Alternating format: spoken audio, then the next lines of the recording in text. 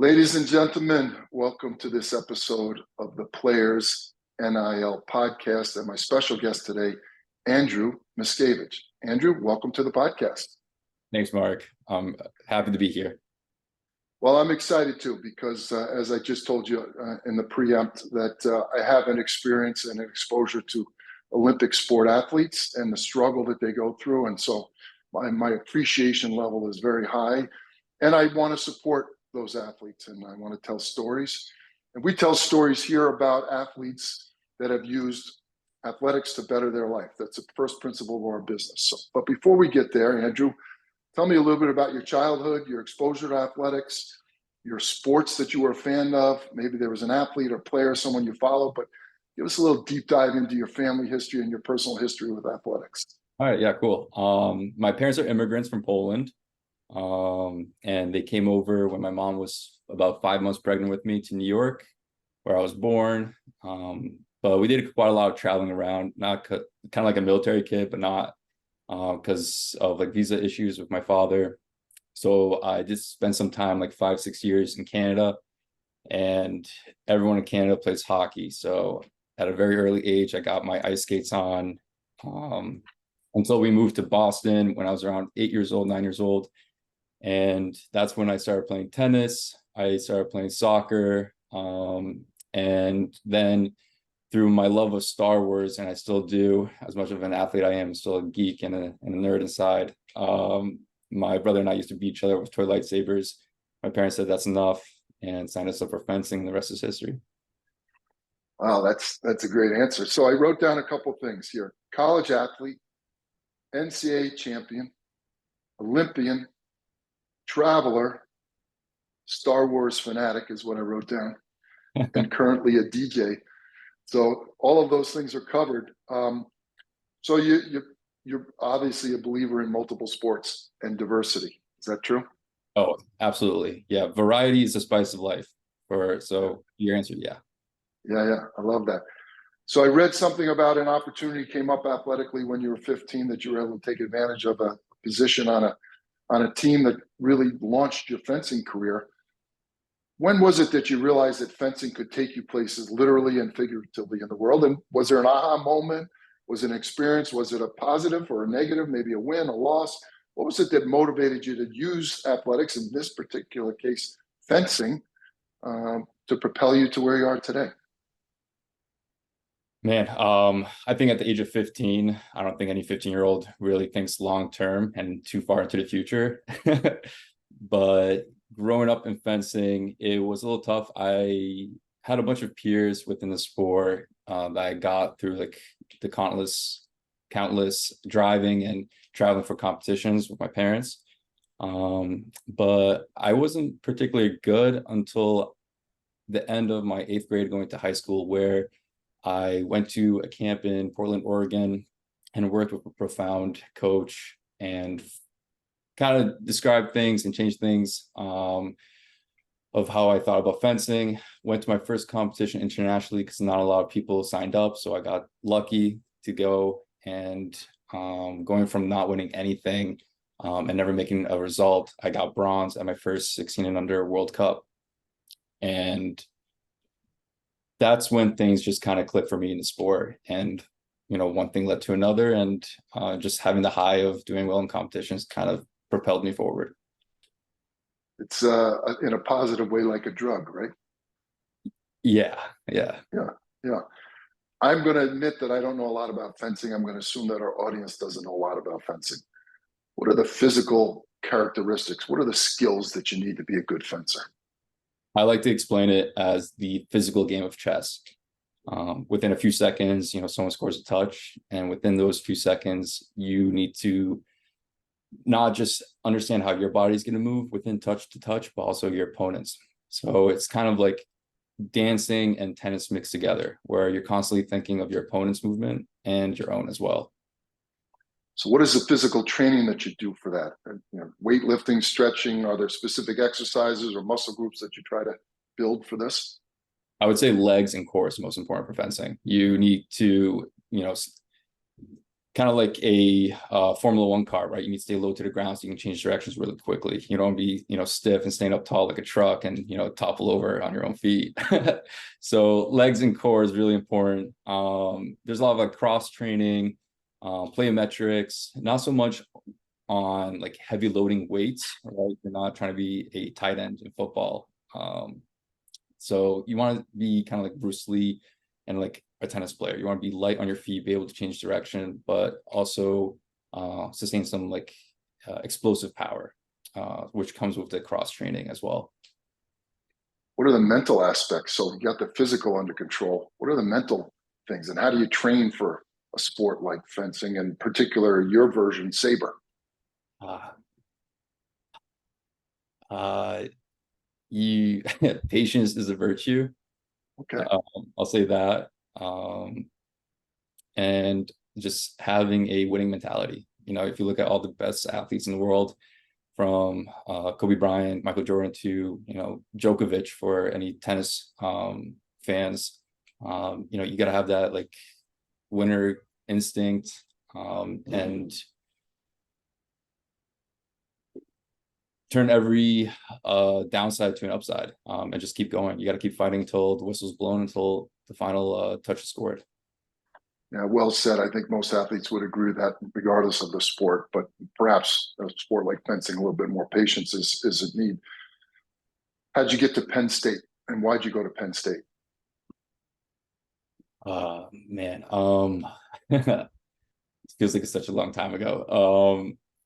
I was doing very well throughout high school, where I was making world national teams for my age group and older age groups, respectfully. And it came to a point where I was one of the hottest prospects in the country for fencing. So I had a lot of options of where to go. But at the time, Penn State was the powerhouse of fencing. We had the most national titles out of any sport in the country, for the record. And I took a lot of pride in that. And I wanted to be with a school that achieved high, and it was a standard to go there and achieve. Everyone had the same mentality going there, which is to win. And being an athlete and wanting to be a winner, it was like a no-brainer for me to go there. Also helped with like the athletic scholarship. But yeah.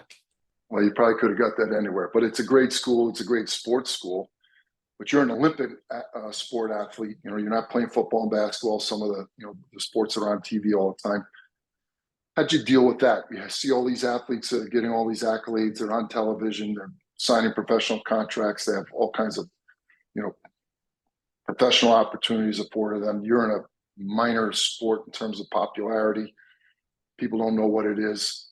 Probably didn't have 100,000 people watching you in the stadium when you competed. What was that like, and how did you manage that? And how did you tell yourself that what you were doing was important? I wouldn't say it was an easy decision. Around junior year of college is when I hit a wall, and I was thinking, what are the pros and cons of like continuing with the sport, right? Like you mentioned, Mark, it's not a popular sport. It's a very small niche sport with a very small population, and there isn't much money in it. And so as a junior, I was thinking, is this something I want to continue? How am I going to support myself if I do? Or do I follow like, the natural, more orthodox situation of like just ending my sport after college and going to a professional career? And it was a time where I needed to sit down and really plan long-term how I'm going to support myself and support my dreams, and kind of figure a career space outside of sports, because we're not going to be able to compete throughout all of our life.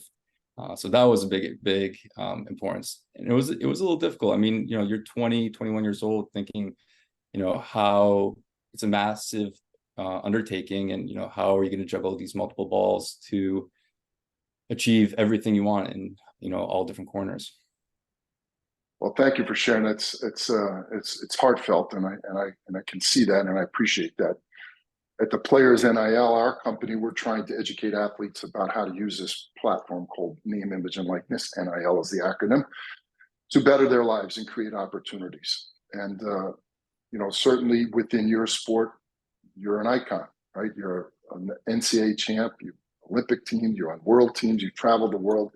There are kids in your sport that look up to you. now that your college career is over, you have to support yourself. Tell us about what you're doing today. I know you're training for the 2024 Paris Olympics, but how are you supporting yourself? How are you using athletics to better the lives of the people around you? Tell us a little bit about what you're doing. I think you have an involvement with the Paralympic Committee. Tell us a little bit about that. Yeah, I'll start with what I'm doing right now. So besides my training and whatnot, and I definitely don't have the normal orthodox schedule like my counter peers. I work at Sony Music Entertainment, Ceremony of Roses, as a global digital sales manager. And it's kind of like a Bruce Wayne kind of Batman kind of situation where I work, my job during the day, and then at night I'm training. So my day's kind of rigorous where like I said, I work 9 to 5, 9 to 6, go to practice, training, come back, and I'm going to bed around like 11 o'clock, 12 o'clock, and crashing, doing the same thing over and over again. I love it. It's chaotic at times, but it's a go-getter mentality. And if you want to achieve things in life, you kind of not be afraid to get your hands dirty, I'd like to say. Well, there is the old adage that if you want something done, give it to a busy person, right? And so, time management is what you learn in athletics, right? Whether it's classwork or schedule, social, whatever it is. So congratulations. We watch the Olympics every 4 years. I've been a fan of the Olympics for a long time. We see these athletes competing, and I don't think the general public understands the sacrifice that they make and the commitment and the support of their family and friends and mentors and all of that type of thing. But my hat's off to you, and congratulations on all of that. It's really special. And name, image, and likeness. It's essentially empowered athletes to use this platform to create all these opportunities. What is your take on name, image, and likeness? How are you embracing the creator mode? How are you embracing the influencer world to try and support your dream and build your career? Yeah, absolutely. And I know for a lot of young athletes, this whole space can be really ambiguous. It's relatively new. I would advise to swim in these uncharted territories with caution, but definitely make the most out of it. Even for someone like me who's in a small niche sport, you'll be surprised with just your determination, how to maneuver in this space. And I like to say your network is your net worth, right? So it's very important as an athlete to kind of get your name out there and get your story out.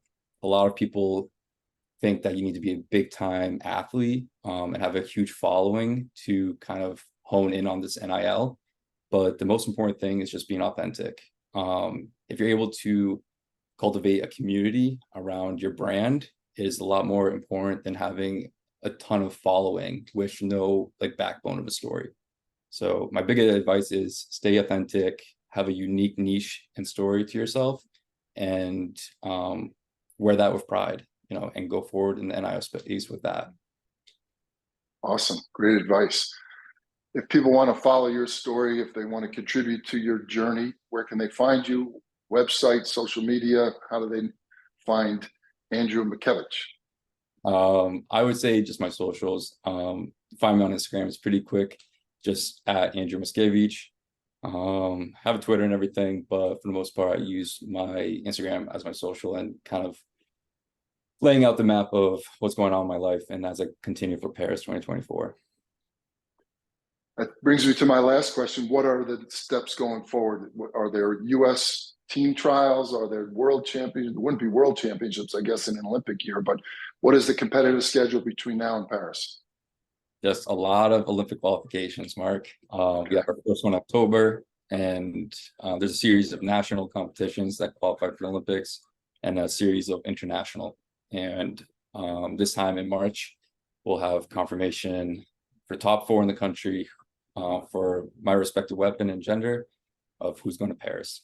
All exciting things between now and then. Well, you've been a great guest. You've offered amazing advice. And I think for young people in any sport to listen to your story and look up to you and listen to your lessons and words of wisdom is fantastic. So I want to thank you for that. And we obviously wish you nothing but the best of luck, personally and professionally. And we hope to see you in Paris. Thank you so much, Mark.